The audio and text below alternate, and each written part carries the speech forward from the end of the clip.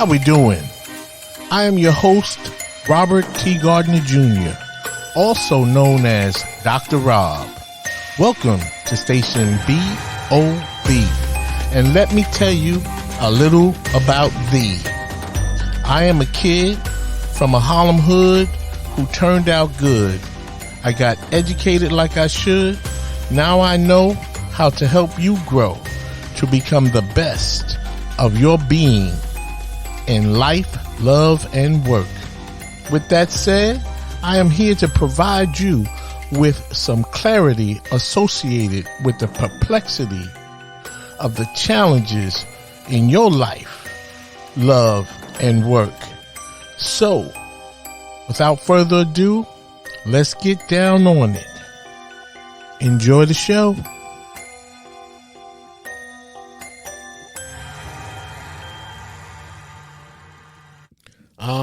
Yes. How we doing?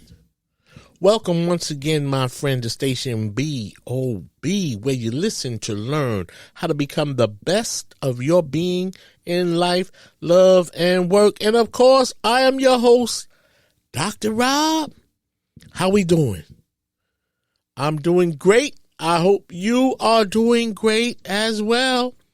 And so today I bring you yet another podcast on what I find to be, just something to talk about. I think this is an interesting topic that I would just like to share with you. And so what's the topic for today? That would be, without evil, there is no good. Now, does that statement make any sense at all? Probably not, because we don't think about these kind of things. Nevertheless, it is the topic that I want to talk about today. Because recently I've been coming up with some podcast discussions that may be outside the realm or the box of typical day-to-day discussions. For instance, my last two podcasts, in one podcast I talked about the notion that saying sorry does not fix everything, even though the word sorry is the universal phrase we use to empathetically respond to our transgressions against one another. And then on my most recent last podcast, if you will, I talked about the notion of whether or not we go to heaven after we die. And so today, I just wanted to continue on that path to generate some dialogue on the notion of without evil, there is no good. So hang with me, hang in there with me, and I just want to take you on the path of talking and thinking outside the daily realm of typical discussions. And with that said, I'm going to touch on a point beyond the realm of regular discussions, just to kind of set the table for what I'm about to talk about regarding this topic. See, when I was in college, I took a theology class. It was one of the most interesting classes that I ever took. And during the class, the professor, he presented a topic which he called the ineffable. INEFFABLE. And according to the professor, the ineffable means the moreness to life than we know. And I remember he talked about the idea that man is under the impression, that he has the answers to everything. He has figured the world, has figured the earth out, has figured people out, and so on and so forth.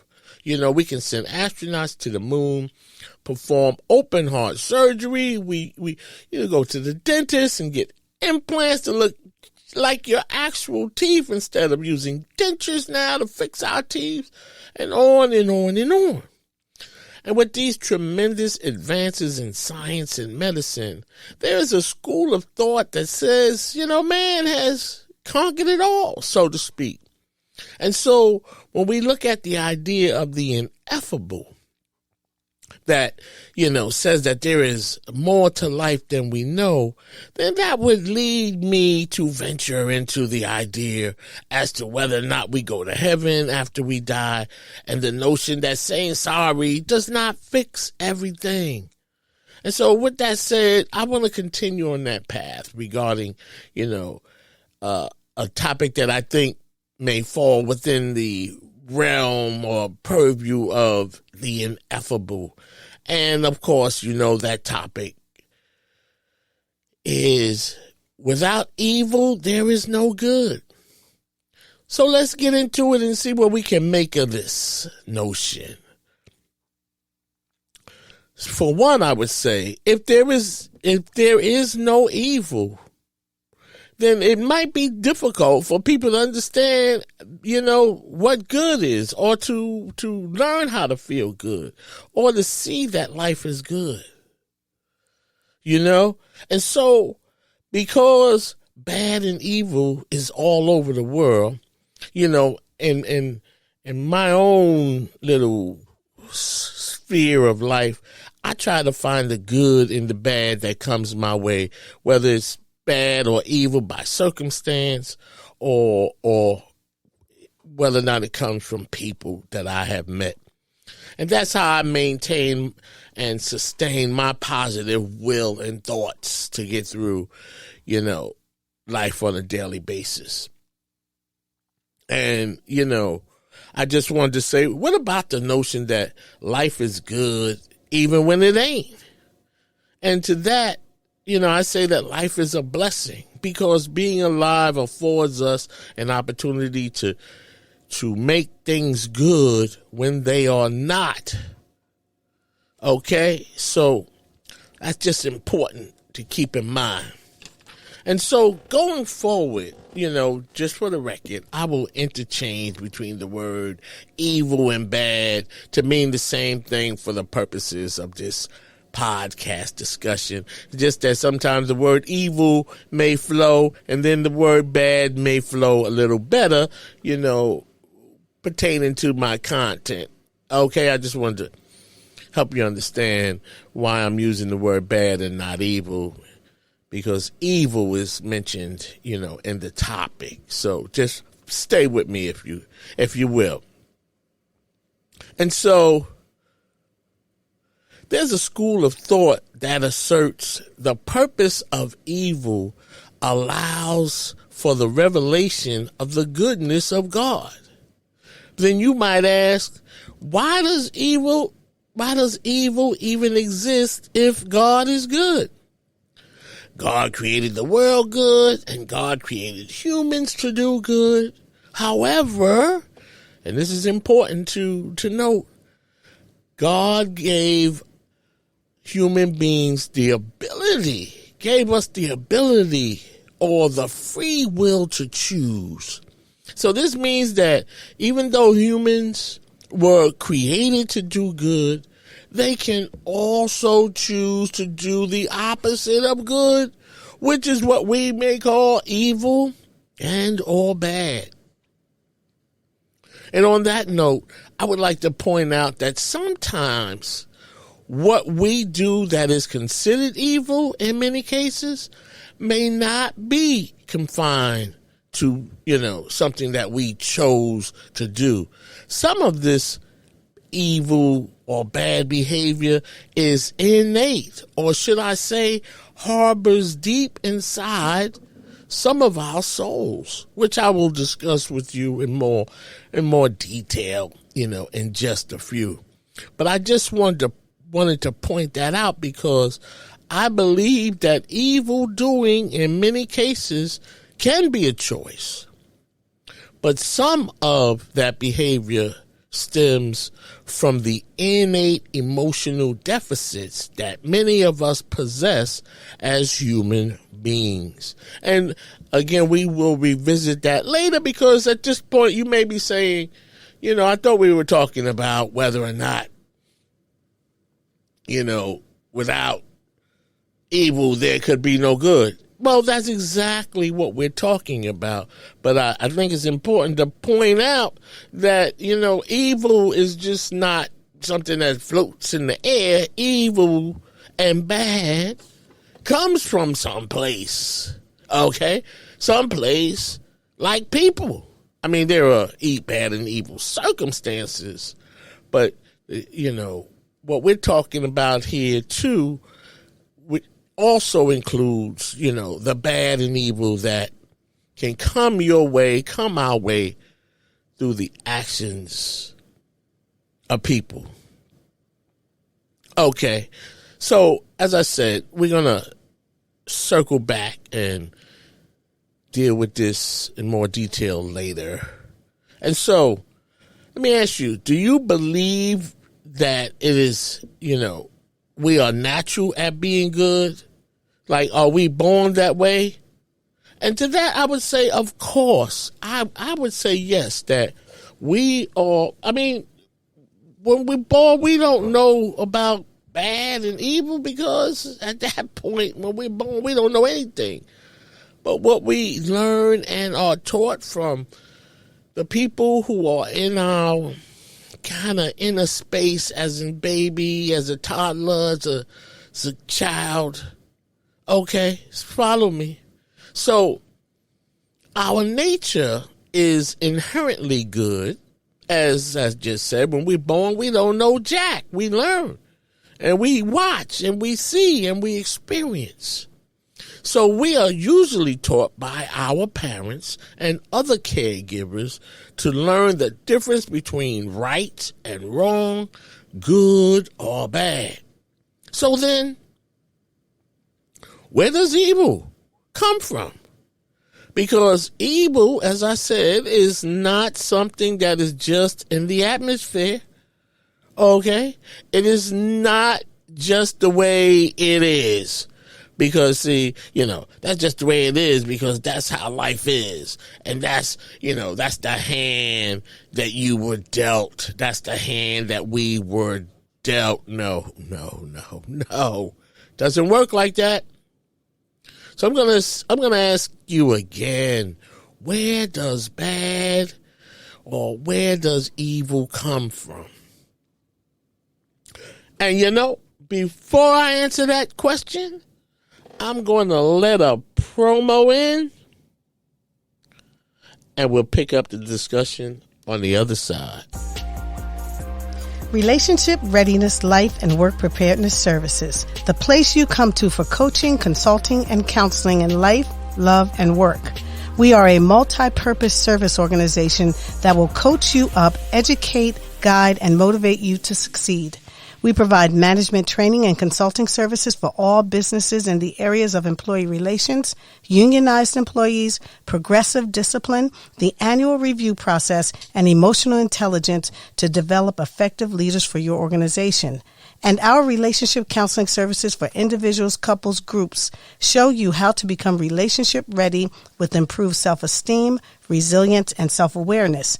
To learn more about our programs and services, please contact Robert T. Gardner Jr. by email at changeagentrtg@gmail.com or request a meeting for a free 1-hour consultation at relationshipreadiness.org. Thank you, and let's go back to Station BOB. All right, welcome back, and how you doing? So, as I was saying before we stepped aside to let the promo in, where does evil come from? Now, I would say as a mental health professional that I am, and lending my professional opinion to this question, which is also based on much research. This is just not Dr. Rob talking. I would say that bad and evil comes to us in many ways. The same way we learn about good and bad, right and wrong from our parents, well, sort of inadvertently or incidentally, it is from these same people. Our parents and other caregivers, adopted parents, foster parents, some of our aunts and uncles, or in some cases, even our grandparents. Is how bad and evil are born inside of us as humans.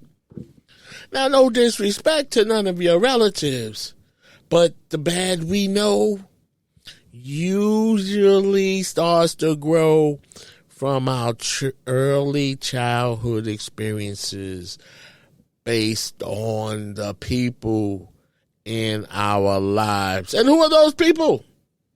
Those people are our loving and wonderful family members. And so, as I said earlier, evil or bad is not just a thing that happens. You could be diagnosed with a terminal illness or something, or somebody could die suddenly by a stray bullet or something to that effect. But I just want to point out that, evil or bad is just not floating in the air. It's just not. And so what I am asking about is the reality to understand that much of our evil or bad experiences in life comes from whence we came, our family lives. Now, of course, there is an abundance of good in the world, good family members, of course.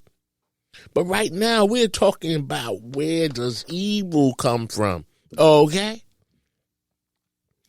And well, as I said, evil can occur in countless ways. But some of the ways that bad comes about usually stems from the life experiences we have as children. And I'm going to, go further on how we are inadvertently or incidentally exposed to a brand of life that does not lead us to becoming wholesome, happy, and complete people. Instead, even when people may come about when we are exposed to domestic violence in our early life experiences over a period of time, that could either inspire you or affect you in ways that you or people develop into domestic violence perpetrators or abusers. And so this can lead to good children becoming bad and evil in terms of their behavior and relationships as adults, for sure. And that will also go out into the world and is played out in the lives of victims of domestic violence. Hence, evil.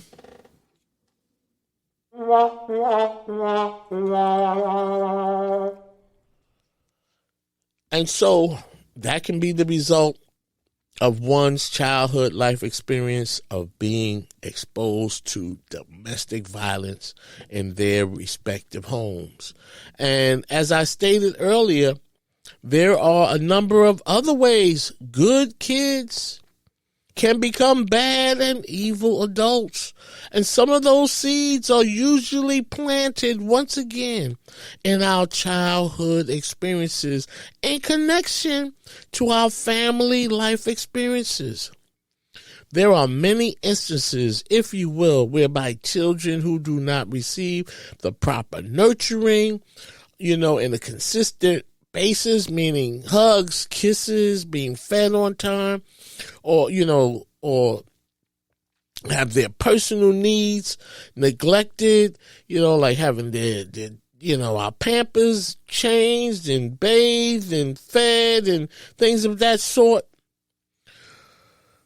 When these type of seeds are usually planted, that sows the seed for how bad and evil goes out into the world through us as humans. You see, the lack of nurturing by your respective caregiver, being your mother, your father, grandparents, foster parents, adopted parents, or whoever the intended primary caregiver in your life, wherever you come from, If you were not consistently nurtured or had your soiled pampers changed in a timely and consistent fashion, or you may not have had your hunger needs fulfilled, in a timely and consistent fashion where you could, develop trust and comfort, during those years, these type of deficiencies in our care as infants and toddlers can lead to individuals developing feelings of lack of trust, insecurities, and a lack of what it feels like to be loved in those early days of our lives. And this, or that I should say, can lead to a wide variety of bad behaviors that cause us to spew out evil acts as adults at work, in relationships, in church, in school, and any other place where we convene as human beings. Okay? That's right. Can you believe it? Well, I guess you can if you're looking at your life and looking at your own life experiences.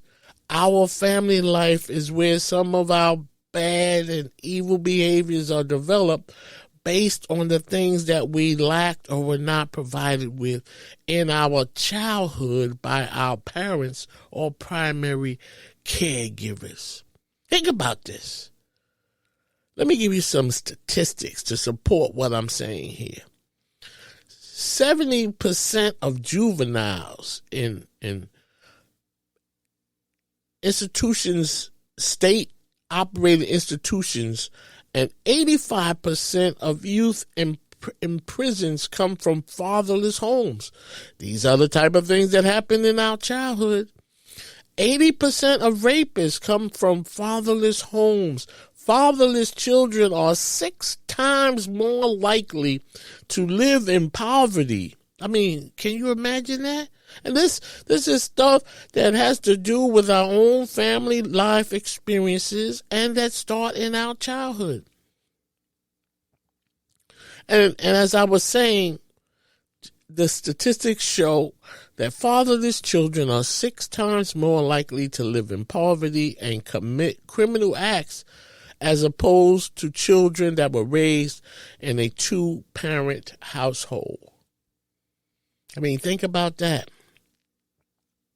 Now, I think these statistics support my position that the seeds of bad and evil are planted in our early life experiences, which stems from our family experiences. And usually people who wind up in prison carry out acts of evil and bad, which is what we are talking about here. Where does evil come from? As I said, or should say, our family life experiences, especially during our early childhood, play a major role in terms of where the bad and evil and good comes from that we as human beings put out in the world. Further, these behaviors, traits, and so on, can be, in many cases, passed down from one generation to the next generation. The idea is that we tend to parent the way we were parented. If I was abused by my father, uncle, or aunt, therefore I may abuse my children because that is what I know to be all right, or that has been a part of my life experience because it happened to me. Now, that didn't happen to me. I'm just describing how abuse and these type of bad behaviors, evil acts can be passed down from one generation to the next. And so for the record, what I'm talking about here regarding good and bad, or bad and good, is not based on my opinion. This is based on evidence-based research there are theories, social work theories like object relations, which have to do with good bonding between parent and child, or lack of bonding, which can determine some of the good and some of the bad that we see in life. And there's another theory known as the attachment theory, which provides that infants and toddlers who have good attachment is when you were properly nurtured, your needs of hunger and, soiled pampers were met in a timely, consistent fashion, and these individuals, if those needs are met, if you had good attachment, these individuals, male and female, tend to be more positive and stable as opposed to those who are known to have less than good attachment to a primary caregiver during their formative years as a child. You follow me? I know this is deep, right? As a matter of fact, I was supposed to be talking about there is no evil without good. And then I got into the whole idea of where does evil come from? And that's what happens when you touch on these type of exotic topics. Sometimes you go a little to the left or a little to the right. But I'm glad you're still there with me as we just kicking it. So there is a connection to good and evil, as I said, that stems from our childhood life experiences. And there's so much more to this. I just want to say there is so much more to this. I'm just touching on the surface to share with you some of the thoughts that, cross my mind about the root of evil and bad and good behavior as well. Because, I think it's important to point out that evil, as I said, is not floating in the air. It's not a circumstance. Evil and bad, just as well as good, is prompted by us as individuals, as people.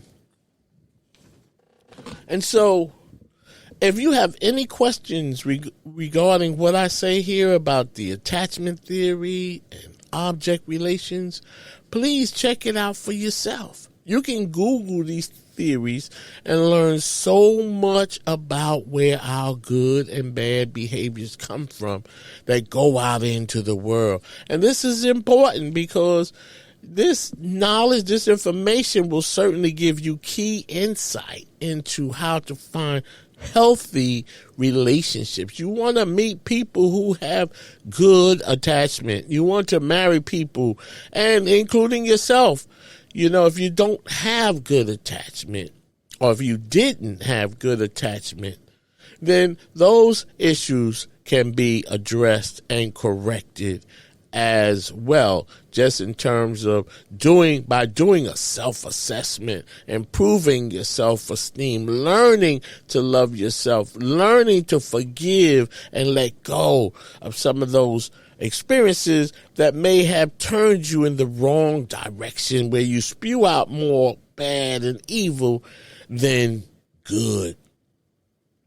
And so the next time you wonder about good and evil and where it comes from, remember it starts with us and how we love, nurture, and treat our infant and toddler children.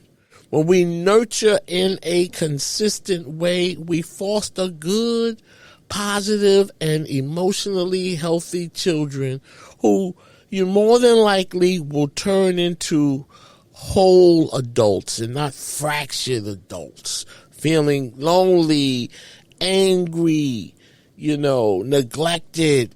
Those type of emotions or lack of,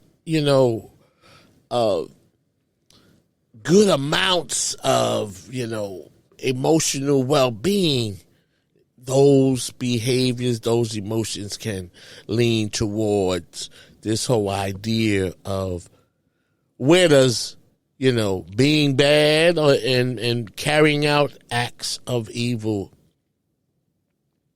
And so,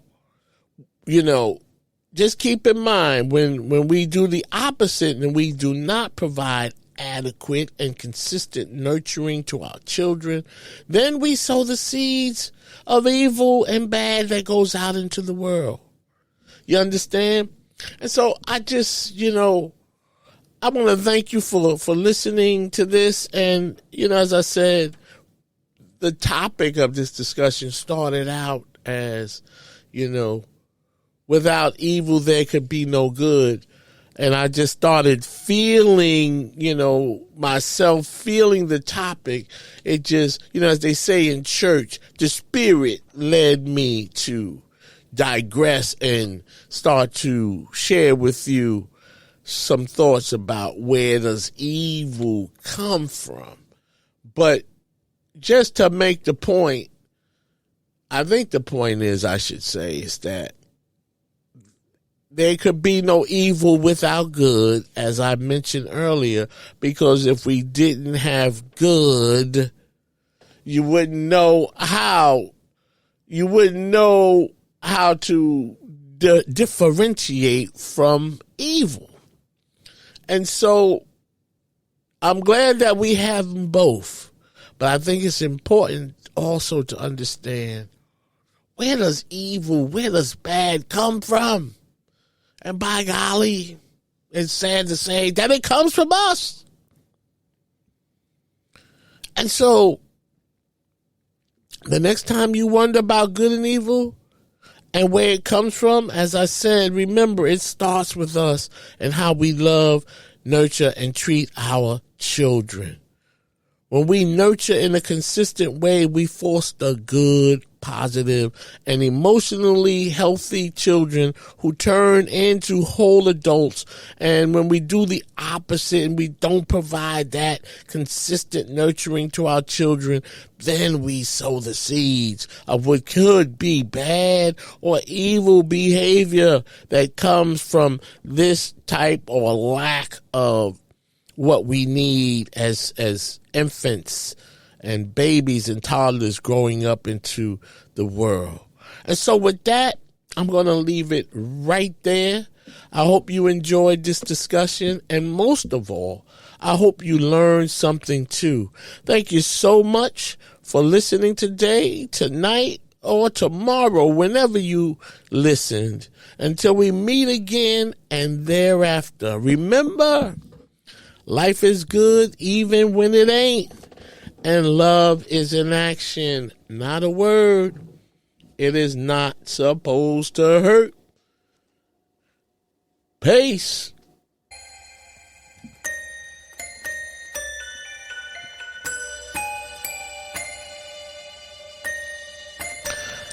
As we wrap up this show, I hope this topic helped you to grow. And now you know a little bit more than you knew before. If you have any questions about this topic, please email me at changeagentrtg@gmail.com. See my website, relationshipreadiness.org, to learn more about my counseling, consulting, and educational programs related to life, love, and work. Finally, in the words of the late, great Reverend Dr. Martin Luther King Jr., if I can help somebody as I pass along, if I can cheer somebody with a word or song, if I can show somebody he is traveling wrong, then my living will not be in vain. Until we meet again, do the right thing when nobody is looking. Peace, beloved.